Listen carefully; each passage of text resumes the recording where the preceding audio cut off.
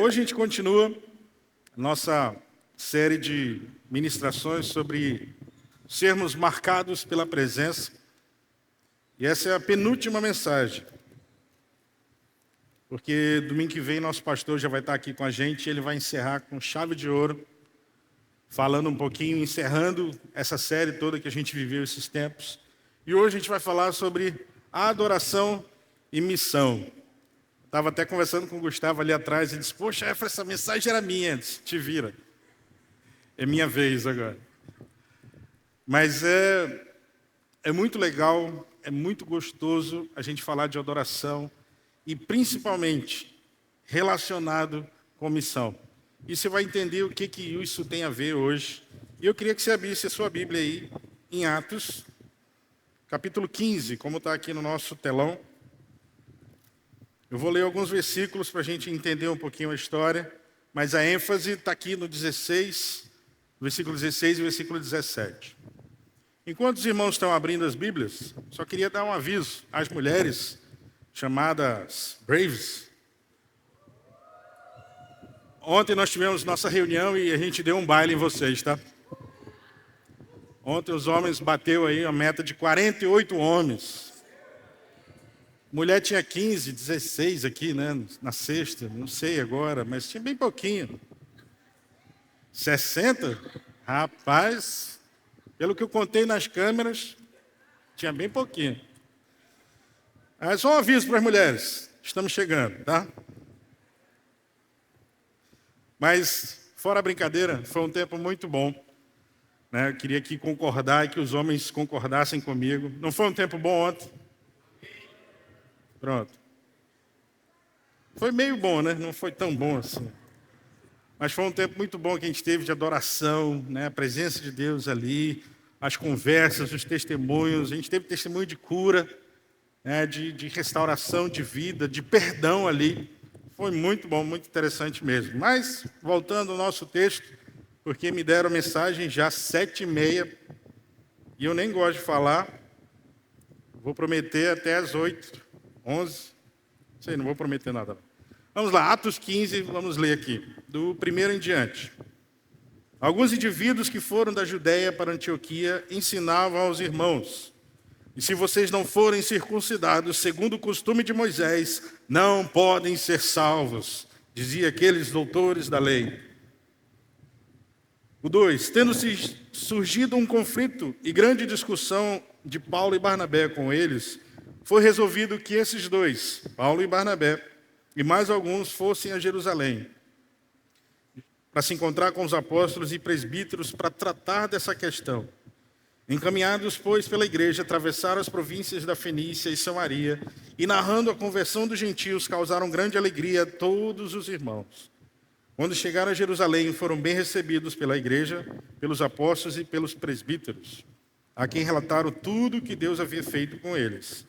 Mas alguns membros do partido dos fariseus, que haviam crido e insurgiram dizendo, mais uma vez, é necessário circuncidá-los e ordena-lhes que observem a lei de Moisés. Então os apóstolos e presbíteros se reuniram para examinar essa questão. E houve ali um grande debate. Pedro tomou a palavra e disse, irmãos, vocês sabem que desde há muito tempo Deus me escolheu entre vocês para que da minha boca os gentios ouvissem a palavra do Evangelho e crescem. E Deus, que conhece os corações, lhes deu testemunho, concedendo o Espírito Santo a eles, como também o havia concedido a nós. E não estabeleceu distinção alguma entre nós e eles, purificando-lhes o coração por meio da fé. Agora, pois, por que vocês querem tentar a Deus, pondo sobre o pescoço dos discípulos um jugo que nem os nossos pais podem suportar? Nem nós. Mas cremos que somos salvos pela graça do Senhor Jesus, assim como eles.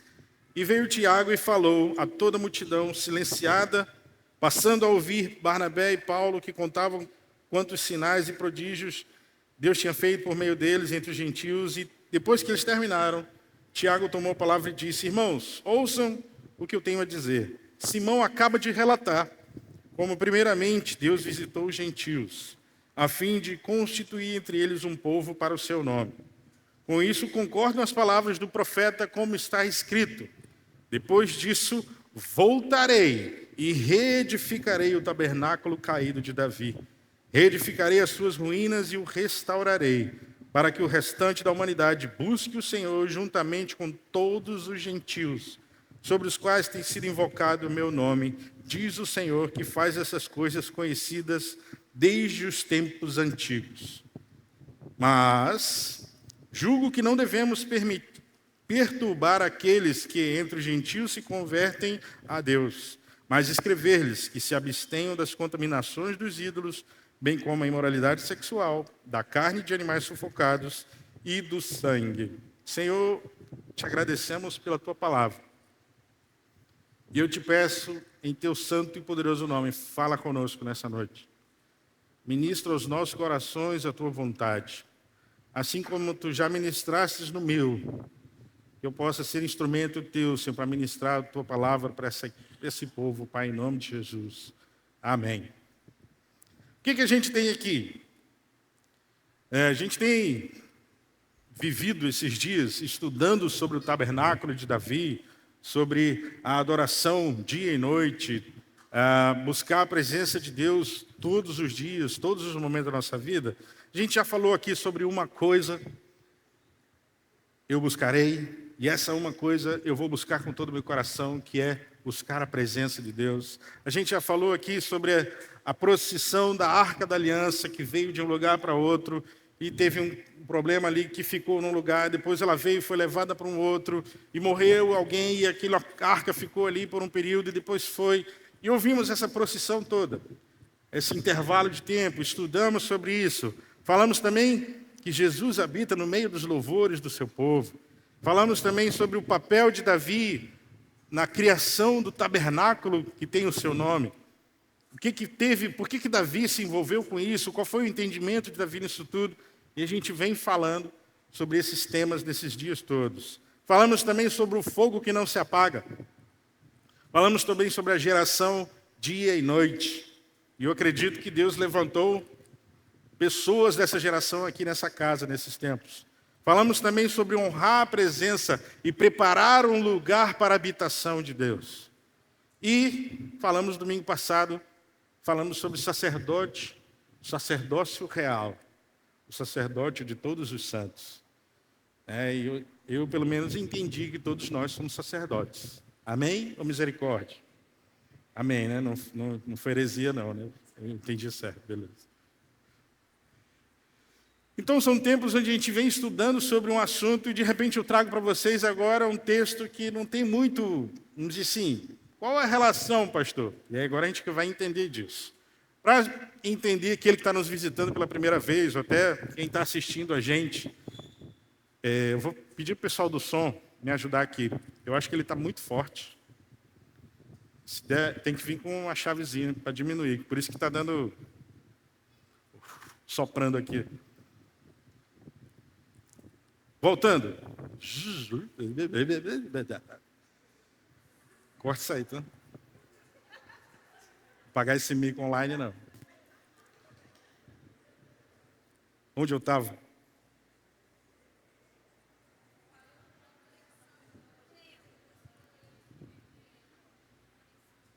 O tema. Não estava falando do tema, já passei do tema. Conexão do tema, adoração também ainda não. Espera aí. O tema, Atos 15, né? Vamos lá. Isso aí. Você que está assistindo a gente, você que também está pela primeira vez aqui, lembrei. Muito tempo atrás, o evangelho, vamos dizer assim, que não era o evangelho propriamente dito, mas o povo de Deus era só para o povo de Deus. Deus ele veio para o seu povo apenas. Era só para os chamados judeus, ou hebreus, ou israelitas. Só que a gente vai ver, até mesmo através do tabernáculo de Davi, que ele abriu a porta para os gentios. Ele abriu a porta para as pessoas que não eram judeus, que não eram hebreus, para poder participar também do tabernáculo. E o que acontece? Quando Jesus vem, monta os seus discípulos, acontece ali algo muito curioso com um personagem que a gente conhece bastante e gosta dele, chamado Pedro. Pedro está ali subindo depois do almoço, quem nunca, né? Depois do almoço sobe para a laje, para dar uma orada e dar-lhe uma pescada. Pega ali um tambaqui, um pacu e dá uma sonecada.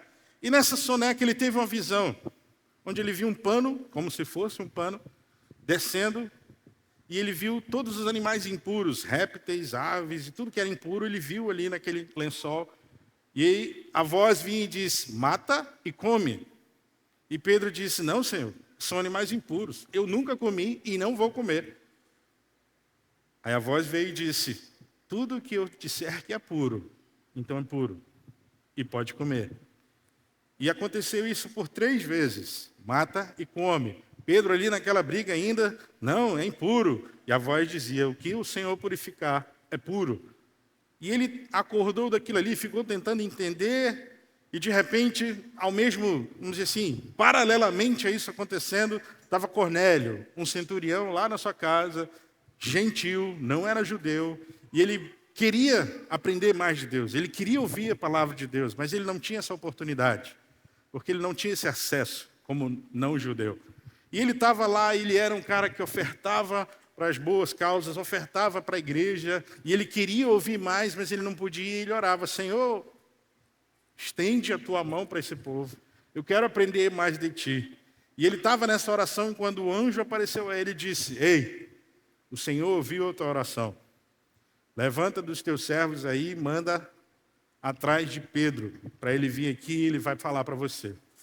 E ele, na hora, levantou, pegou seus servos, mandou ir atrás de Pedro, que estava, deu as ordens certinho. O anjo foi GPS ali, deu a direção certinha e eles chegaram com Simão Pedro. E voltando aqui para Simão Pedro, Simão estava ali naquele tentando entender aquela visão, aquilo tudo. Senhor, o que tu está falando? O que está querendo dizer? Que então os gentios foram purificados? Eles podem fazer parte agora da igreja?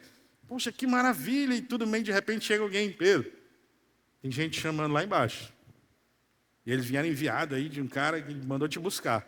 E Pedro desce as escadas: vocês estão procurando? Sim, nosso chefe, nosso Senhor mandou a gente, então arruma tudo e vamos embora. No outro dia eles partiram, chegaram na casa de Cornélio, e Cornélio já tinha preparado tudo. Todo um banquete, já tinha convidado suas famílias, seus servos, e estavam todos ali. E Pedro meio sem saber o que fazer, né? Já me coloquei na situação de Pedro várias vezes. Imagina, Deus fala para ti, te dá um sonho sinistro. E você não entende nada desse sonho ali de momento. E você fica ali, um lençol, animal, e mata, e come, que não é puro, Deus transforma puro. E de repente chega um cara e diz: bora, Deus mandou ir com a gente. E ele vai, chega lá: e aí? Tudo bem? Eu sou Pedro, o que vocês querem de mim? Cornélio falou: mano, prega, a gente precisa ouvir o que você tem. E Pedro entendeu de forma perfeita. Era isso que a visão estava falando.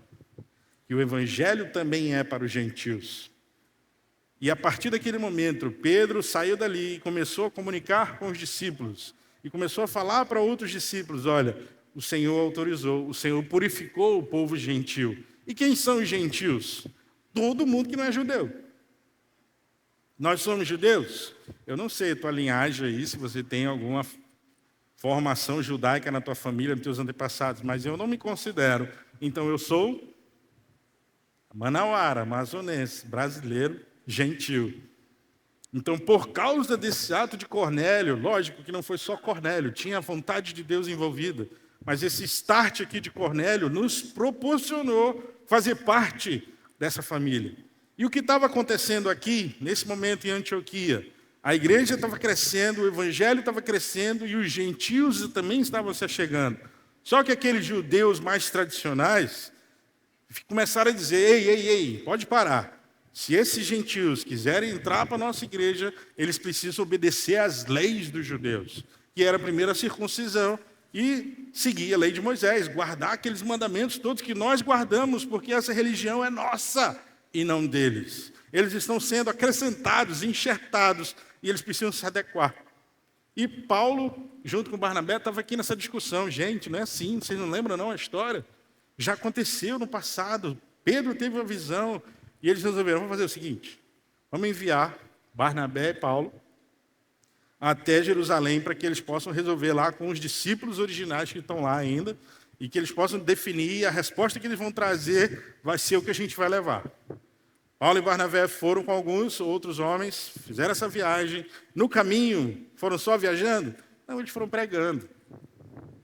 Foram pregando o evangelho, trazendo a mensagem, ganhando mais gentios, ganhando mais para o povo de Deus, e até que chegaram em Jerusalém. Chegaram em Jerusalém, reuniram com os discípulos e outros presbíteros, líderes da igreja, e trouxeram essa questão. E eles resolveram, então tá, gente, vamos reunir aqui, vamos sentar e vamos pensar e ver o que a gente vai fazer.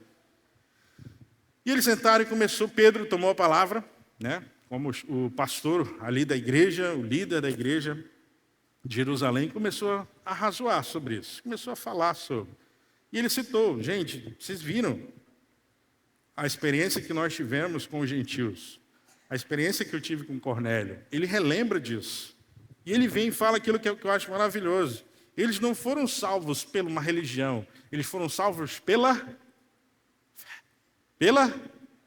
fé. Isso aí, cheio de crente aqui. Eles foram salvos pela fé e não por uma religião, e não por um costume, sei lá, cultural. Então a fé os salvou, não o costume, não a lei, não a ideologia que eles viviam. Então Pedro vem e traz isso, e Paulo e Barnabé continuam falando de testemunhos que estavam acontecendo, como estava crescendo, mas ainda vem aqueles fariseus e dizem, não, mas não pode ficar assim. Eles precisam ser circuncidados, eles precisam seguir a lei de Moisés. E fica aquele silêncio. Aí vem Tiago, diretamente enviado do trono de Deus, e lhe traz essa palavra. Gente, vocês ouviram aí, Pedro tem esse testemunho maravilhoso, foi o que ele trouxe essa direção para a gente. Mas vocês estão vendo a forma como Deus está tratando os gentios, a forma como Deus está trabalhando com os gentios. E uma coisa eu lembro para vocês, aí ele vai lá e fala no 16, 17. Depois disso voltarei e reedificarei o tabernáculo caído de Davi, reedificarei as suas ruínas e restaurarei, para que o restante da humanidade busque o Senhor, juntamente com todos os gentios, sobre os quais tem sido invocado o meu nome, diz o Senhor, que faz essas coisas conhecidas desde os tempos antigos. Vamos lá em Amós 9, que foi quando esse texto apareceu pela primeira vez.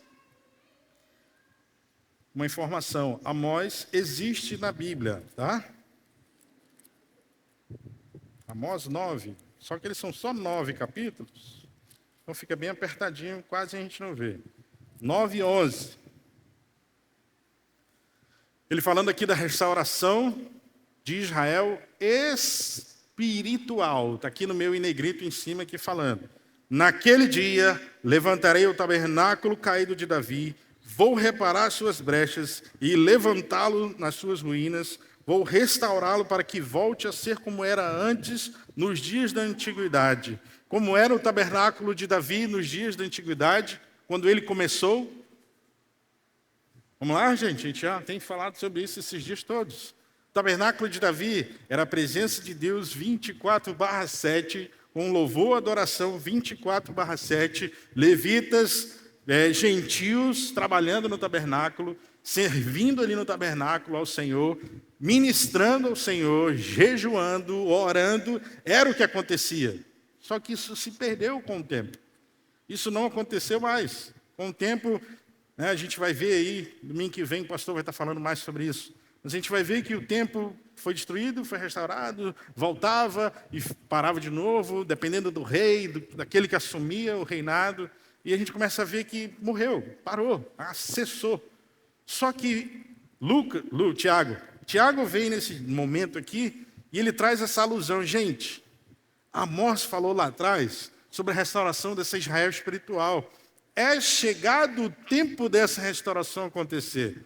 É chegado o tempo dos não só os judeus servirem no tabernáculo, mas sim os gentios também. Está aqui a palavra. Voltarei e reedificarei o tabernáculo caído de Davi. Eu vou levantar aquilo que um dia estava de pé, um dia estava funcionando, e eu vou vir trazer isso de volta. Ele não está falando de uma tenda, que a gente precisa tirar o telhado e meter lona aqui, e tirar as paredes e deixar isso aqui aberto, porque Deus está querendo restaurar a tenda ou o tabernáculo. Não! O que ele está querendo falar é que ele está restaurando toda a estrutura espiritual da coisa. Todo o que o tabernáculo de Davi representava ali naqueles dias. A estrutura de 24/7, de dia e noite, de devoção, de oração, de aprender mais do Senhor, de ser misturado com o povo de Deus e viver isso naquele serviço. E eles param e começam a pensar sobre isso. E eles decidem, escrevem uma carta. Eu não li aqui, mas no restante do capítulo 15 ele fala. E eles mandam para Paulo e Barnabé e dizem, vão e espalhem isso. E eles voltaram para Antioquia, e onde eles iam anunciando essa boa nova, né? Ia chegar em Antioquia e foi uma das maravilhas que aconteceu, porque o povo teve que aceitar, porque veio dos discípulos, veio dos presbíteros primeiros da casa, e eles entenderam como uma direção de Deus. E, gente, se a gente for observar e fazer um paralelo do que Amós 9:11 estava falando e do que Atos 15 aqui está falando, lógico, Tiago ele fez algumas mudanças ali na linguagem, né? Porque ele estava falando lá em Amós sobre restaurar o tabernáculo, restaurar as pessoas que viviam ali, restaurar as coisas do tabernáculo funcionando e tudo. Só que Tiago vem agora e traz essa restauração para o resto da humanidade buscar ao Senhor. Olha como isso é legal. A melhor palavra de sabedoria que pode ter vindo, que poderia ter vindo nesse tempo, foi essa. Foi essa que Tiago trouxe. O que é uma palavra de sabedoria? É quando surge uma grande dúvida, um grande problema, e o Senhor usa uns dos seus e traz a palavra de sabedoria, que ela é fato. Ela resolve o problema, resolve a situação. E essa palavra de Tiago, ele disse, gente, nos últimos dias eu vou restaurar o tabernáculo caído de Davi para que toda a humanidade busque ao Senhor. Não só judeus, não só gentios, não só americanos, não só europeus, não só manauaras, mas toda a humanidade busque ao Senhor. Isso traz para a gente uma alegria, primeiro, porque a gente faz parte dessa festa toda, né? A gente pode participar desse tabernáculo, de tudo aquilo que o tabernáculo representa para a gente, mas ele também traz uma outra responsabilidade. E é o primeiro ponto que eu quero trabalhar com vocês nessa mensagem, já transicionando para esse entendimento do tema aqui que a gente vai falar, que é a adoração, ela se torna o combustível para a missão. E o que é missão? É isso mesmo que você está pensando, não é outra coisa. Missão não tem como a gente definir, você está falando de missão diferente, não é essa missão? Não, é missão mesmo, é pregar o evangelho a toda criatura. E quando eu falo de missão, eu não falo só de você ir enviado para outras nações. Nós temos a nossa primeira missão, onde é?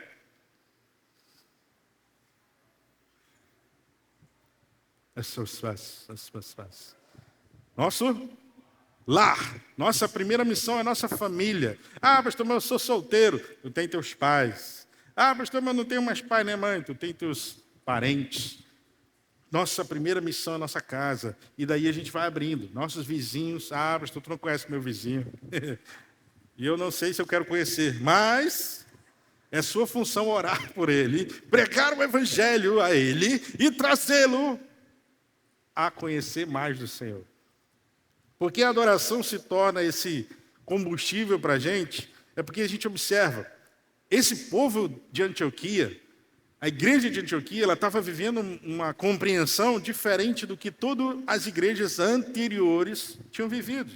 Esses novos cristãos ali, eles estavam compreendendo o seu chamado para atuar como sacerdotes diante do Senhor.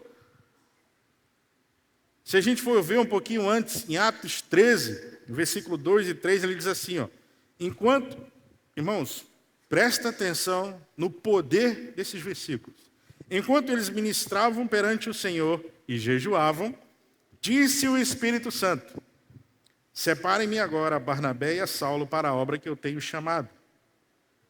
Então, depois que jejuaram, oraram e lhes impuseram as mãos, os enviaram, os despediram.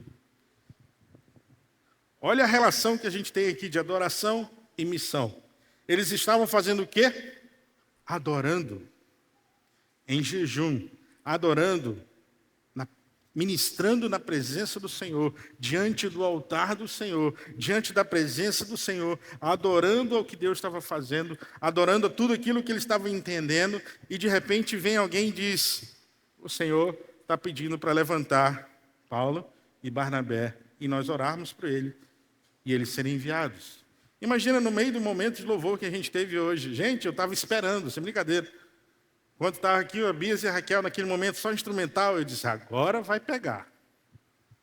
Agora o Espírito Santo vai chamar alguns indivíduos aí da igreja e vai dizer: separa esse, separa aquela, porque eles vão ser enviados. E em momentos de adoração, que a gente está linkado, palavra moderna hoje, né? Que a gente está ligado com o reino de Deus, é que ele começa a separar aqueles seus. E quando a gente fala separar aqueles seus, por exemplo, imagina no meio da adoração o Senhor começar a chamar Will e Pamela: eu quero vocês dois separados para aquilo que eu chamei vocês. E o Will e Pamela poder sair do seu lugar e vir aqui na frente: Senhor, eis-nos aqui. Eu quero poder chamar Israel e Suane: o Senhor tem um chamado. E os dois: sim, Senhor, eis-nos aqui. Eu quero poder chamar, sei lá, gente, aquilo que o Senhor nos direcionar para fazer. Mas isso está tudo relacionado à adoração. A gente está ligado ao que o Senhor está fazendo. Não é um momento de louvor apenas. Lembra? Vamos lá, viajar um pouquinho atrás. O que era o louvor? Para a igreja, não vou nem dizer primitiva, para a igreja 20 anos atrás. Caio, o que era o louvor para a igreja 20 anos atrás? Uma preparação para a palavra, né? Eu era desse tempo, que eu não gostava de louvor, mas no louvor eu ficava sentado. Aí Valéria, vocês podem depois comprovar com ela. No momento do louvor eu ficava sentado. Efra, levanta, louvor, não. Louvor é só preparação para a palavra, o que importa é a palavra, eu só vou ouvir a palavra. E pronto, e eu ficava sentado. Louvor era só uma parte, apenas uma forma de a gente poder preparar a igreja para chegar na mensagem. Vamos toca aí uma... Desculpa a palavra, gente. Toca aí uma besteirinha aí para a gente começar o culto. Não. O louvor, a adoração está totalmente ligada à missão, ao que nós estamos fazendo aqui. Não é uma parte apenas do culto. Isso tudo é o culto. Isso tudo está envolvido. Sério, sem brincadeira. Se nós estivéssemos todos nós ligados no que Deus está fazendo, eu não vou dizer que não estamos, porque nós temos visitantes. Talvez a primeira vez de vocês aqui, vocês não tenham entendendo mais ou menos o que a gente está falando.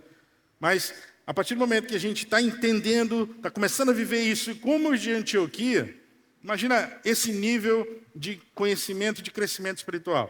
De nível espiritual, se a gente for falar sobre níveis aqui. Mas imagina isso. O momento de nós chegarmos aqui, adorarmos o Senhor, e não precisar ter palavra, porque o Espírito já está falando no meio da adoração. Porque a palavra, pastor, mas é necessário. É o nosso alimento para a gente viver a semana. Pensamento também antigo. O culto do domingo não é para te preparar para a semana. O culto do domingo é para te adorar o Senhor. Nós chegarmos na presença de Deus e sermos direcionados para aquilo que Ele quer. Isso é um momento de adoração. E eles estavam vivendo isso. Antioquia estava vivendo esse nível. E, gente, dentro da história da igreja, isso aqui nunca tinha acontecido antes. A igreja não estava acostumada a fazer oração, a fazer jejum, a ministrar na presença do Senhor e esperar a direção do Senhor. Esse contexto aqui de cultura, de adoração, cultura de devoção que estava acontecendo ali, a partir desse ambiente, Paulo, Saulo, Barnabé, Silas, outros foram chamados e enviados. Se vai observar, se você for no contexto aqui da leitura, a partir desse envio aqui de Atos 13, Paulo começa a fazer suas viagens missionárias.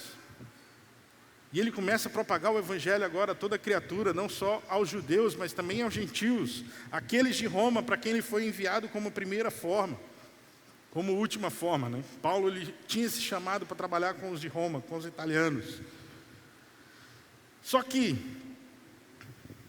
essa novidade, vamos colocar assim, que aqueles crentes de Antioquia estavam vivendo, era algo tão novo, essa situação de estar engajado no louvor, estar engajado na adoração, estar engajado no jejum.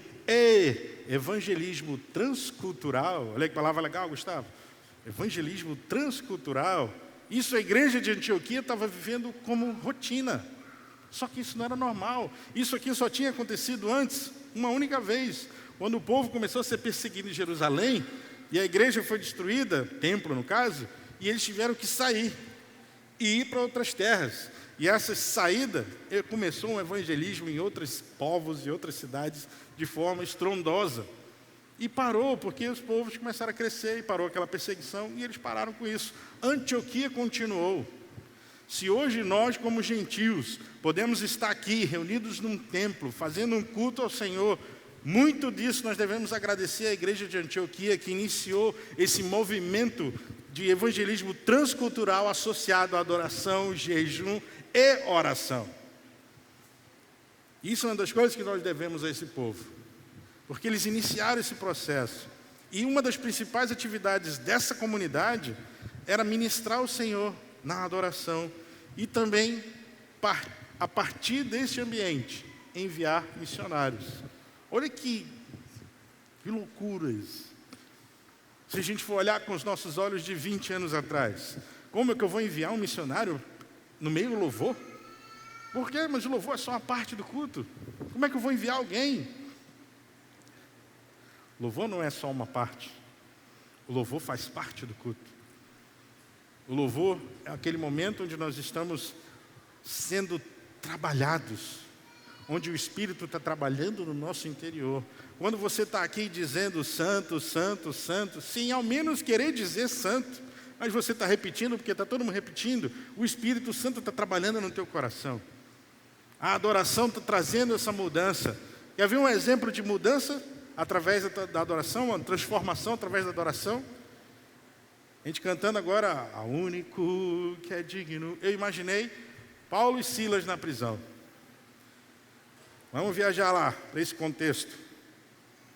Pouquinho antes, aconteceu essa situação. Paulo e Silas foram presos, foram colocados na prisão. E eles estavam ali na prisão fazendo o quê? Adorando. Imagina comigo aqui uma prisão, lógico, depende do teu conceito de prisão aí, mas imagina comigo uma prisão. Você não tem uma cela só. Você tem várias celas, vários presos ali. Se a gente for falar em contexto de Manaus, a gente tem milhares de presos dentro de uma cela, né? Mas você tem ali várias pessoas. E Paulo e Silas cantando. Se você já foi, visitou, teve a oportunidade de ir numa prisão, não é um local silencioso. Tem conversa, tem grito, tem bagunça, tem barulho, tem canequinha na grade, tem outros barulhos, televisão, tem outros sons. Não é silencioso. Agora imagina Paulo e Silas cantando. A único que é digno de receber a honra e a glória. E ninguém mandava eles calarem a boca. Você não vê no texto, eles estavam perturbando os outros presos, eles estavam adorando e todos estavam ouvindo aquilo. O ambiente foi transformado, tanto que houve um terremoto, todas as portas se abriram, as cadeias se quebraram e ninguém fugiu. A palavra diz, nenhum dos presos saíram, todos ficaram. A maior prova de que estava um ambiente diferente ali. Tanto que o carcereiro, quando viu aquela muvuca toda, tudo aberto, é hoje. Aí já pegou, já ia puxar a faca para se matar, porque ia sobrar para ele. Foi quando lá do final do... Ei, segura aí, está todo mundo aqui. Imagina isso. É um momento onde a adoração transforma a vida. A adoração transforma o ambiente. A adoração traz essa direção para as nossas vidas. Por isso, quando a gente fala, gente, adora o Senhor, levanta tuas mãos, canta, abre a tua boca. A gente não estava usando de, sei lá, jargões de ministro de louvor. Não, a gente está tentando te ajudar a conectar nisso. Às vezes você não quer nem levantar a mão. Né? Você está de um jeito tão amarrado. Eu já vi situações de irmãos estarem assim, né? Lógico, não de cabeça erguida, porque ele está assim, ele está fechado, ele está numa batalha interna entre ele, e ele está aqui com a cara fechada, as sobrancelhas aqui encolhidas, e ele aqui naquela batalha, E eu já cansei de chegar lá nessas horas assim, meter a mãozão no braço, te quebra, te quebranta, desiste. Tu não vai conseguir lutar contra o que o Senhor está querendo fazer. Te desarma. E eu faço isso. Se eu ver irmão lutando ali na presença, pode deixar que eu vou encostar. Por isso que às vezes eu fico aqui na frente olhando para trás.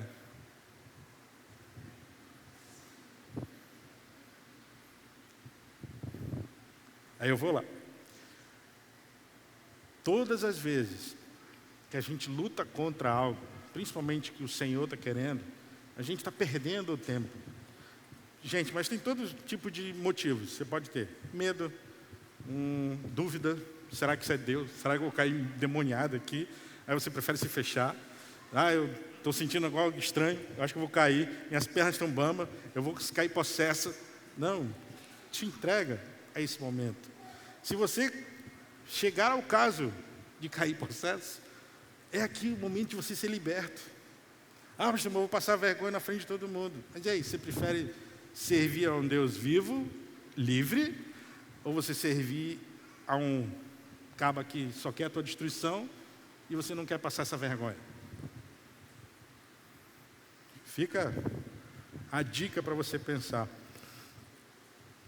E a Antioquia tinha uma outra característica que falava muito, e agora ela correspondia também ao que estava acontecendo lá no tabernáculo de Davi, na época de Davi, que era essa diversidade étnica. Não sei se vocês vão lembrar, a gente falou aqui numa dessas mensagens, que lembram de Obed-Edom? Obed-Edom era aquele que a arca ficou na casa dele por 3 meses apenas, e ele prosperou. Gente, ele foi tocado de uma forma tão grande que ele servia no tabernáculo como porteiro.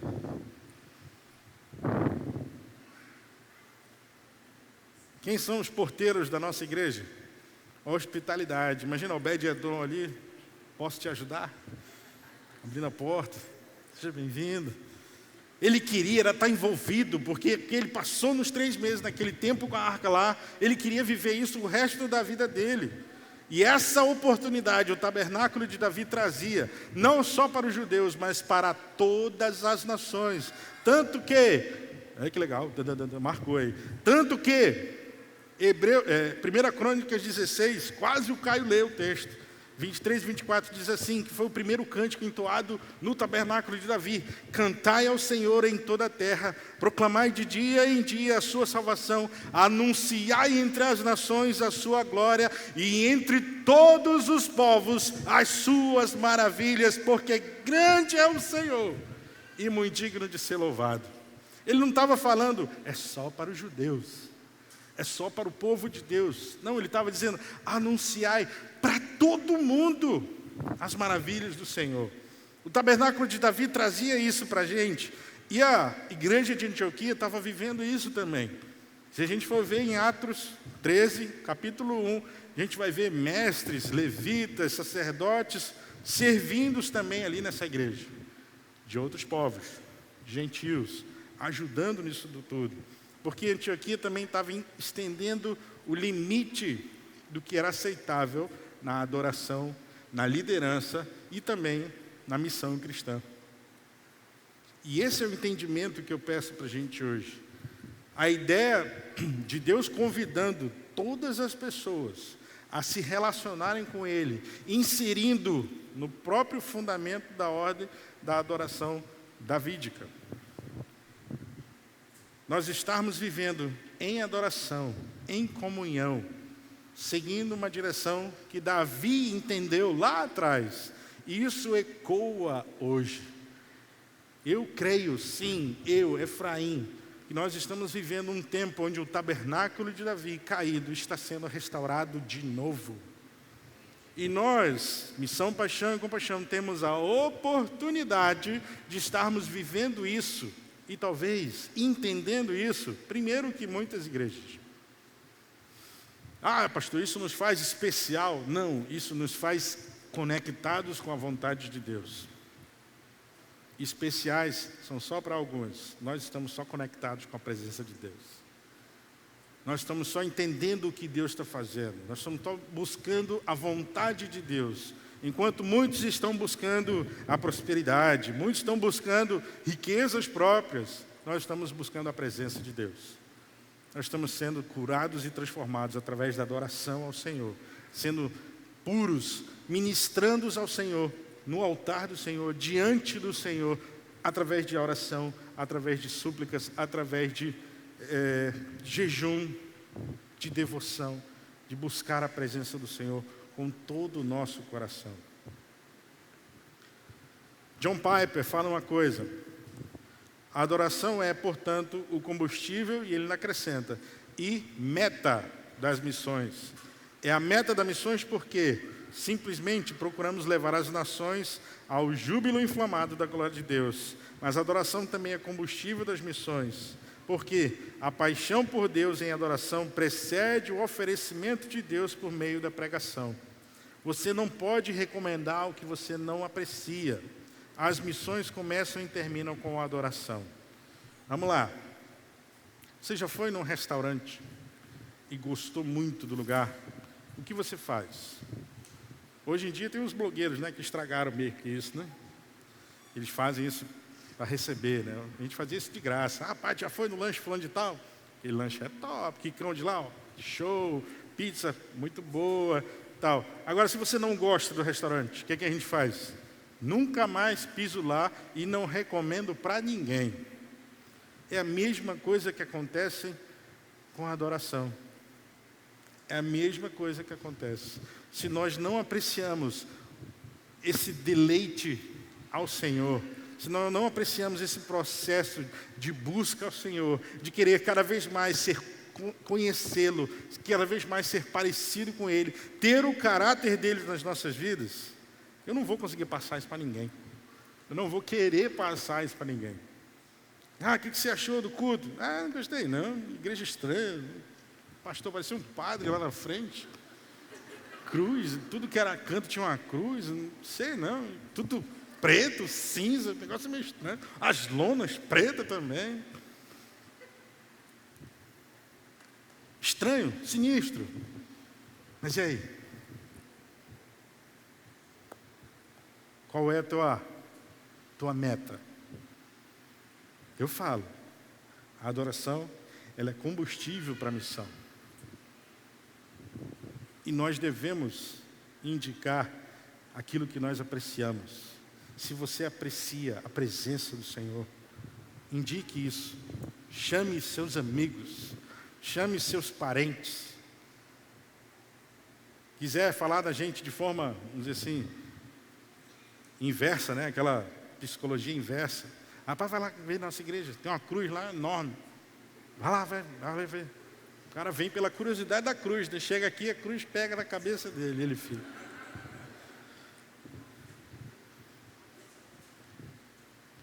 Mas se nós não tivermos o mínimo da vontade, do desejo, do anseio de buscar a presença, a missão está morta também. E se você consegue entender, por muito tempo, eu entendi que a adoração ela é uma das características da igreja. Só que essa característica de adoração, ela precisa estar envolvida com a missão. Está aqui o que Antioquia vivia. Era no meio desse momento de busca da presença, de busca pela vontade de Deus, eles eram direcionados para a missão ali. E como eu falo hoje, não estou chamando vocês para irem para a Índia, para irem para a África, para irem para outros países, outras nações, apenas. Né? Pode ir, o Senhor tem chamado para todos. Mas eu estou te chamando para ser missionário onde você está hoje. Onde você trabalha. Eu nunca fui lá. Eu não tenho como ir lá pregar o Evangelho. Você tem. Ah, pastor, mas é um ambiente de trabalho, né? A gente não pode ali levantar, e realmente eu nem te indico. Não levanta no meio do salão onde tem várias pessoas e começa a pregar o Evangelho, não, que você está roubando do teu chefe isso. Mas usa os teus intervalos, usa o teu horário de almoço, usa as oportunidades que Deus te dá, gente. Quem aqui não já teve um colega com dor de cabeça sentado do lado, colega de trabalho, de faculdade, o que for? Aí minha cabeça está doendo tanto hoje. Não sei porque que eu vim para a aula, não sei porque que eu vim trabalhar. Aí o que você faz? Ah, tomou Dorflex? Não? Toma aí que vai melhorar. Uma dica. Gente, que oportunidade maravilhosa a gente tem. Ah, pastor, mas o Caio não está lá, né, com a Raquel cantando, fazendo aquele ambiente e tal. A gente poder fazer isso e ir lá e tocar com toda a autoridade. Sai toda dor! E ir lá! Em nome de Jesus. Não precisa, gente. Não precisa ter isso tudo. Porque a presença está onde?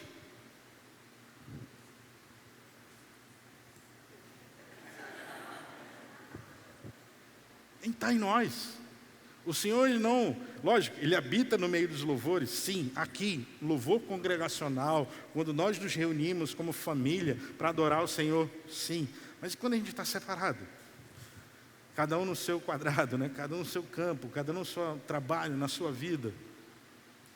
É nesses momentos que a gente precisa trazer aqui, sim, ao único que é digno de receber. E poder olhar para o nosso colega de trabalho, de faculdade e dizer, eu posso orar por ti rapidinho? Mete a mão na cabeça dele, diz, Senhor, em nome de Jesus, cura essa dor agora. Para a tua honra e glória eu te peço isso, Senhor. Para que a tua glória seja manifesta nessa casa, nesse lugar, em nome de Jesus agora. Sai dor. Nossa função é essa. Quem vai fazer a cura é o Senhor. E se Ele quiser que a glória dEle seja manifesta ali, Ele vai ser curado. E Ele nunca vai esquecer isso.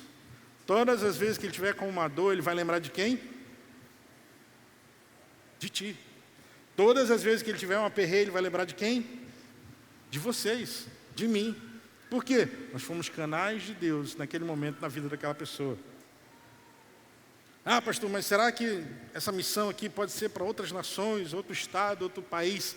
Sim, também. Paulo e Silas estavam aqui numa cidade e eles foram enviados para várias outras cidades para pregar o Evangelho.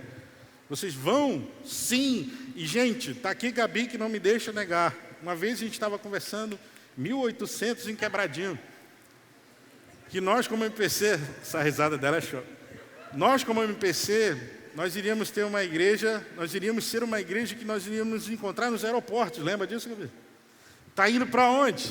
Eu estou indo para uma cidade tal pregar o Evangelho. E tu? Ah, eu estou voltando de lá, cheio de maravilhas para testemunhar. Isso é testemunho vivo, isso é missão viva acontecendo dia a dia.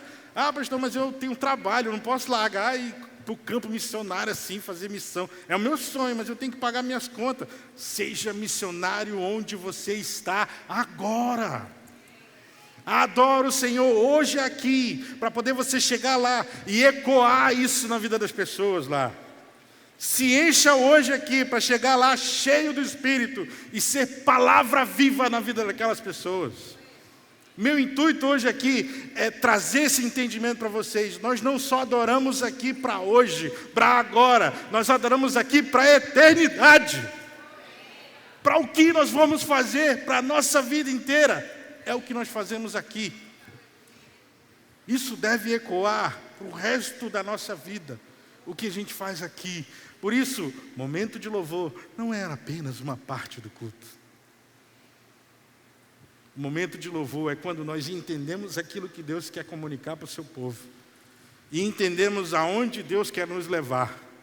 Qual a missão de Deus para a nossa vida. Acho que foi o Valério, eu não lembro agora quem foi, mas falou sobre isso. Se você não sabe o seu chamado, busca a presença. Busca o Senhor. É apenas isso. Jesus. Queria chamar o pessoal do louvor para a gente já ir para uma parte mais... Eu não quero acabar o culto ainda, calma, não se relaxem. Eu estou só na metade. Mas eu queria fazer algo diferente com vocês hoje. Eu não queria que a gente só adorasse.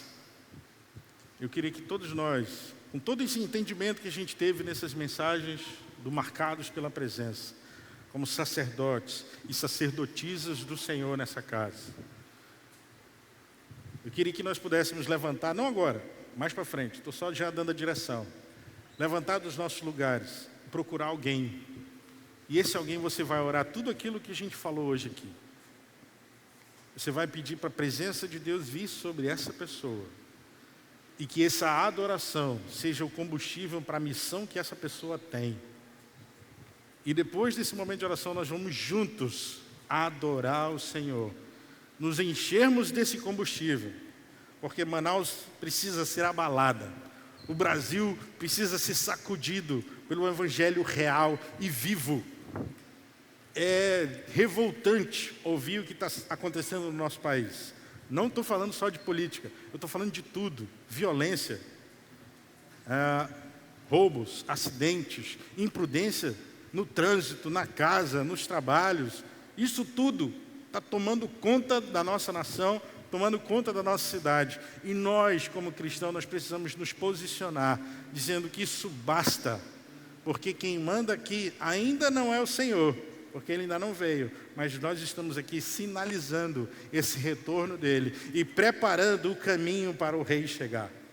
E nós precisamos mostrar para essa sociedade ímpia, pecaminosa, que existe um povo separado, um povo que adora a esse Deus vivo e que serve com a sua missão, que prega o Evangelho em tempo e fora de tempo. Onde ele está, ele é um pregador do Evangelho. Não aquele chatão, crente chatão, mas é aquele crente que se preocupa com o próximo, que ama o próximo. E a partir do momento que eu amo o meu próximo sente esse amor pela presença de Deus envolvida nisso tudo. E eu queria que nós tivéssemos esse momento de oração, de busca, de porque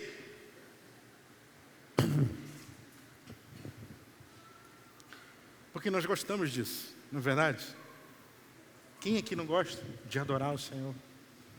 Quem aqui não gosta de orar pelo seu irmão, de interceder? E esse é o momento da gente começar a fazer uns pelos outros. De a gente começar a orar uns pelos outros, a fortalecer a fé uns dos outros. Porque é disso que se trata a restauração do tabernáculo caído de Davi. É onde eu encontro a presença de Deus e eu quero que todos experimentem dessa presença também.